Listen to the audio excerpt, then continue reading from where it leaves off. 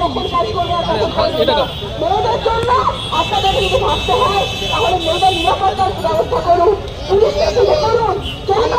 কেন আমরা অবজার্ভ করছিলাম একটা অরাজনৈতিকভাবে মানুষ রাস্তায় নামছে, কোনোটাই আমরা বিশ্বাস করি না এটা সে ভিকটিম আর্জি করে শুধুমাত্র ধর্ষণতে হয়নি, তাকে গুলোতে হয়নি, তিনি পুরো ওখানকার যে কালোবাজারি, ওষুধের কালোবাজারি, দুর্নীতি আর্জি করেন সন্দীপ ঘোষের নেতৃত্বে সবটা জেনে ফেলেছিলেন। তাকে মারা হয়েছে, পরিকল্পিতভাবে তাকে রাষ্ট্র খুন করেছে। এবং মমতা ব্যানার্জি এই জন্য আমরা পদত্যাগ দাবি করছি যে স্বাস্থ্যমন্ত্রীকে দায় নিতে হবে।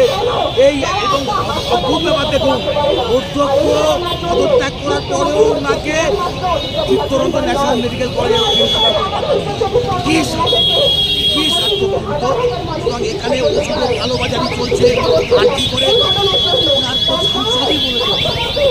আমরা মনে করি আর আইএসএফ রাজনৈতিকভাবেই এজেন্ডা ঠিক করেছে যে স্বাস্থ্যমন্ত্রী এখন পরিষ্কার তবেই কিন্তু বিচার হবে। তা না হলে আমরা আশঙ্কা করছি দিদি মোদীর সেটিংয়ের আশঙ্কা করছি। সিবিআই দিয়েই যে সব কিছু হবে এ বিশ্বাস আমাদের নেই। জনগণের বিচার যতক্ষণ পর্যন্ত আমরা এই মমতা ব্যানার্জিকে ক্ষমতা থেকে না করতে পারবো ততক্ষণ পর্যন্ত আমরা রাস্তায় থাকবো।